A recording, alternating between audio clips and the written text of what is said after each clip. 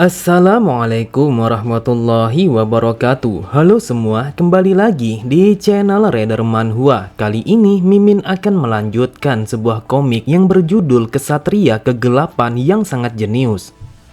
Dan apabila kalian masih bingung dengan alur ceritanya, kalian bisa cek deskripsi atau langsung saja menuju playlist yang ada di halaman channel ini untuk memulainya dari part 1. Tanpa basa-basi lebih jauh, mari kita masuk di part 31. Cerita dimulai, terlihat Vernon dan juga Last telah melaju menggunakan kuda mereka masing-masing untuk menuju kepada para murid dan mencoba untuk menyelamatkan mereka semua. Kemudian Vernon mencoba untuk menghubungi Noah dengan menggunakan sebuah benda yang melayang di hadapannya. Ia berkata, ini adalah manusia iblis yang setidaknya memiliki level menengah ataupun di atasnya, dan akademi telah menganggap hal ini dengan sangat serius. Lalu aku bersama Profesor Las akan pergi menuju kepada titik lokasi menghilangnya para murid, dan kami akan berusaha semaksimal mungkin untuk menyelamatkan mereka semua. Namun mereka berdua sama sekali tidak mendengar sebuah jawaban yang diberikan oleh Noah. Akan tetapi yang mereka dengar hanyalah suara Noah yang sedang menikmati cemilannya. Sontak Vernon sangatlah terkejut, ia pun bergumam, apakah dia sedang makan? Aku tahu kalau dia adalah orang yang gila, namun tidak mungkin dia tetap menikmati cemilannya ketika kita dalam situasi yang seperti ini. Di sampingnya, Las bertanya kepada Noah apakah dia sedang makan, sampai-sampai ia sama sekali tidak merespon dengan apa yang mereka sampaikan sebelumnya. Akan tetapi, mereka berdua langsung terdiam ketika Noah yang tertawa sembari berkata, aku tidak mengira kalau kalian telah mendengarnya, namun kalian berdua tidak perlu khawatir karena mereka akan selamat. Setelah mengatakan itu, Noah pun kembali menikmati cemilannya karena itu adalah cemilan yang paling ia sukai di dalam akademi. Sambil berteriak mereka berkata, mungkin mereka akan selamat jika mereka adalah murid tahun kedua, namun mereka saat ini adalah para murid tahun pertama yang baru saja mendaftar di akademi, dan mereka sama sekali belum memiliki sebuah pengalaman untuk melawan iblis itu. Bahkan mereka semua belum mempelajari tentang magic pertahanan dengan cara yang benar. Lantas mengapa Anda mengatakan kalau mereka akan selamat sedangkan situasi ini sangatlah berbahaya? Namun tiba-tiba saja Noah pun langsung menutup panggilan itu tanpa memberikan sepatah kata pun kepada mereka berdua karena ia sangat yakin bahwa para murid akan baik-baik saja. Di saat itu, Vernon berpikir kalau mereka harus berusaha semaksimal mungkin untuk menyelamatkan para murid, meskipun bala bantuan dari akademi akan terlambat untuk datang ke tempat itu. Kemudian, Vernon berteriak kepada Las kalau mereka harus berpencar untuk mencari keberadaan para murid, dan ia meminta kepada Las untuk bertahan sekuat mungkin sampai bala bantuan telah datang memberikan pertolongan. Setelah mengatakan itu, ia pun langsung memacu kudanya dengan begitu kencang. Dari tatapan matanya, Vernon begitu gelisah karena ia begitu khawatir bagaimana keadaan para murid di dalam hutan itu. Melihat kepergian Vernon, Las pun teringat akan sesuatu yang melintasi kepalanya. Ia pun berkata, muridku, Knock von Reinhever, aku tidak akan pernah membiarkanmu mati di tempat ini. Jadi tunggulah karena aku pasti akan menyelamatkanmu. Di saat itulah Las pun langsung memacu kudanya dengan begitu kencang dan ia berkata, bagaimanapun caranya aku harus menyelamatkan para murid, terutama Knock von Reinhever. Cerita berpindah, terlihat para murid baru saja menyelesaikan makan malam mereka di dalam hutan itu. Mereka sangatlah kekenyangan sampai-sampai mereka merasakan rasa kantuk yang begitu kuat. Lalu pada sisi yang lain, Knock pun menaburkan tetesan darah dari binatang buas itu pada sekeliling wilayah pertahanan mereka. Melihat itu, Leon pun bertanya mengapa Knock menaburkan darah binatang itu. Di sampingnya Paracelsus mengatakan bahwa dengan menaburkan darah binatang buas yang lebih kuat, maka ia akan bisa membuat binatang buas yang lemah akan menjauh. Aku mengetahui tentang ini karena aku sering melakukannya ketika aku berada pada wilayah timur untuk berburu binatang buas. Apakah kau tahu waktu yang paling berbahaya bagi para pengembara adalah ketika mereka sedang berkemah karena mereka telah melemahkan pengawasan mereka terhadap situasi sekitarnya. Pada sisi yang lain, terlihat Penelope yang berjalan menghampiri Knock yang baru saja menyelesaikan membuat penghalang sederhana pada wilayah itu.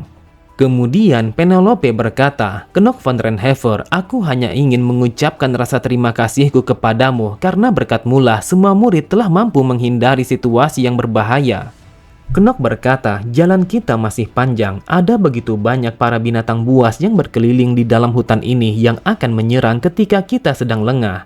Bahkan kita juga belum bisa mengalahkan sang iblis yang membuat kita terkurung di dalam hutan ini. Dan di malam yang panjang ini, semua murid telah mengalami kelelahan sehingga membuat mereka begitu mudah untuk diserang oleh binatang buas.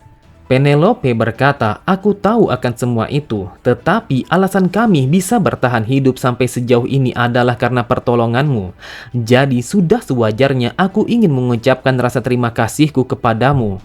Kemudian Penelope membuang pandangannya ke arah samping, tetapi dari sorot matanya sangat jelas terlihat kalau ia ingin mengucapkan sesuatu kepada Knock. Setelah menarik nafas panjangnya, Penelope berkata, aku berharap kalau kau akan bisa memaafkan perbuatan Exinda kepadamu. Itu adalah sebuah prasangka yang lahir dari perasaan buruk yang ditanamkan terhadap keluarga kegelapan. Mendengar itu, Knock berpikir, entah kenapa Tuan Putri sangat peduli kepadanya, sedangkan mereka sangatlah berlawanan antara keluarga kegelapan dan juga keluarga suci. Knock pun berkata, kau tidak perlu mengkhawatirkanku, apakah kau tahu dengan mengucapkan permintaan maaf terhadap seorang sampah dari keluarga kegelapan itu adalah sesuatu yang tabu. Bahkan hal itu akan menghancurkan martabat kekaisaran. Penelope berkata, memang benar kalau ini adalah sesuatu yang tabu, tetapi aku memiliki pandangan yang berbeda. Jika aku harus bekerja sama dengan sang iblis untuk menyelamatkan banyak nyawa, maka aku akan melakukannya tanpa keraguan sedikit pun. Dari tatapan matanya, Penelope begitu serius dengan ucapannya, sehingga ia sama sekali tidak ragu untuk mengucapkan rasa terima kasihnya kepada Knock, meskipun hal itu sangatlah bertentangan. Mendengar itu, Knock berkata, sebagai seorang tuan putri dari keluarga suci, kau sama sekali tidak boleh mengatakan itu karena pernyataan itu sangatlah berbahaya. Namun, Knock begitu heran ketika Penelope yang tertawa sembari mengatakan kalau dia hanya bercanda untuk mengatakan itu. Ia pun bergumam, dasar sialan, apakah ia dengan sengaja mengatakan itu di hadapanku dan membuatku menjadi salah tingkah? Penelope von Arkahim, semua orang telah mengenalnya sebagai putri kebaikan. Akan tetapi kekurangan terbesarnya adalah sifatnya yang selalu menganggap sesuatu adalah kebaikan, meskipun pada dasarnya di balik kebaikan itu ada sesuatu yang jahat. Bahkan Putri Penelope adalah orang yang berbahaya karena ia bisa saja mengorbankan nyawanya sendiri demi keyakinannya yang sangat ekstrim itu. Permaisuri yang penuh kasih sayang ini bisa saja akan berubah menjadi permaisuri yang berdarah dingin. Itulah sebabnya aku mengatakan kalau Penelope adalah salah satu orang yang berbahaya. Kemudian Knock pun mengambil sebuah kantung yang mampu menyimpan segala hal di dalamnya. Lalu Knock berkata, mulai dari sekarang kita akan terbagi menjadi 4 kelompok untuk mendirikan sebuah tenda. Dan di dalam penyimpanan ini ada beberapa buah kain yang masih layak untuk kalian gunakan. Jadi ambillah sesuai dengan kebutuhan kalian. Namun Knock begitu kesal karena mereka telah berbisik satu sama lain. Mereka berkata, aku tidak mengira kalau anak Renhever itu telah membawa sebuah penyimpanan yang seperti ini. Dulunya, aku pernah mendengar sebuah rumor kalau dia pernah didorong oleh seseorang dari atas tebing pada usianya yang masih 5 tahun. Mungkin itulah sebabnya dia membawa persiapan itu apabila terjadi sesuatu yang tidak terduga. Kemudian, mereka pun membagi kelompok mereka menjadi 4 bagian, dan masing-masing dari kelompok itu telah mendirikan sebuah tenda seperti apa yang telah diperintahkan oleh Knock. Lalu Knock berkata kepada Thalia kalau mereka harus tetap waspada dan berhati-hati. Mendengar itu, Thalia bertanya kalau mereka harus waspada terhadap apa. Knock pun mengatakan kalau mereka harus berhati-hati terhadap setiap serangan dari binatang buas yang datang secara tiba-tiba. Bahkan bisa saja dari seorang iblis yang telah mengurung mereka di dalam hutan itu. Setelah mereka telah selesai mendirikan tenda, Knock pun meminta kepada mereka untuk membagi tugas siapa yang berjaga dan juga siapa yang beristirahat lebih dulu. Knock pun berpikir, mulai saat ini aku harus memulai pergerakan karena ada sebuah masalah pada bab kedua di dalam akademi, yaitu insiden penyerbuan. Jika manusia iblis yang membuat penghalang ini belum ditemukan dan juga dibunuh, maka cerita ini tidak akan mungkin akan terselesaikan. Ketika hari sudah semakin malam, para murid mulai merasa kantuk dan juga lelah karena stamina mereka yang telah terkuras di dalam hutan itu. Perlahan, mereka pun satu persatu memejamkan mata mereka untuk melepaskan rasa kantuk dan juga lelah yang menerpa tubuh mereka.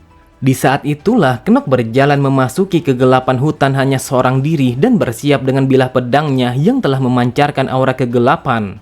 Dengan tatapan mata yang tajam yang dipenuhi oleh rasa percaya diri, Knock bergumam, "Aku harus membunuh iblis itu sekarang juga, karena apabila ia tidak terbunuh, maka cerita ini tidak akan terselesaikan." Beberapa saat kemudian, terdengar auman binatang buas telah bergema di dalam kegelapan hutan yang tidak bernama itu. Terlihat salah satu dari mereka telah menyadari akan auman para binatang buas sehingga membuatnya terbangun dari tidurnya. Seketika itu juga ia pun menarik bilah pedangnya dan berteriak kepada para murid untuk membangunkan mereka semua. Dan ia meminta kepada mereka agar bersiap akan datangnya sebuah serangan dari para binatang buas yang berada di balik kegelapan.